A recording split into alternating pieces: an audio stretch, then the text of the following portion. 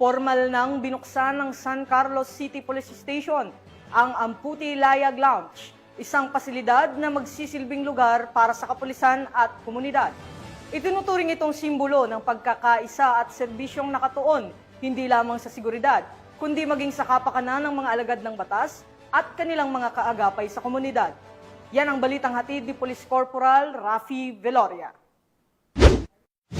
Police Arbel C. Merculio, Officer in Charge ng Pangasinan Police Provincial Office, na kumatawan kay Police Brigadier General Dindo R. Reyes, Regional Director ng PRO1, bilang panauhing pandangal at tagapagsalita sa pagbubukas at pagbabasbas ng Amputi Layag Lounge ng San Carlos City Police Station noong Agosto 15 taong kasalukuyan.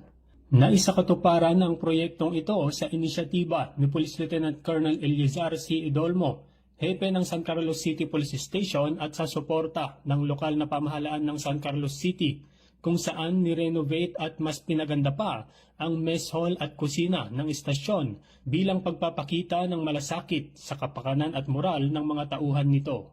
Dumalo rin sa okasyon ng mga kinatawan mula sa lokal na pamahalaan, BJMP, simbahan at mga stakeholders na patuloy na sumusuporta sa mga proyekto ng PNP. Ibinahagi naman ni Police Colonel Merculio ang mantra ng Pangasinan Police Provincial Office na ACM na nangangahulugang Action, Commitment, and Merit. Aniya, ang pagtatatag ng mas maayos na pasilidad ay patunay ng mga prinsipyong ito.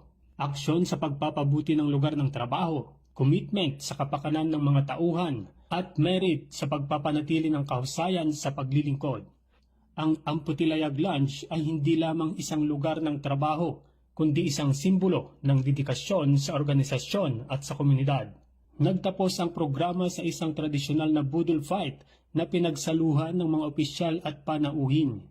Higit pa sa pagkain, ito'y naging simbolo ng pagkakaisa, pagkakaibigan at diwa ng pagkakapantay-pantay.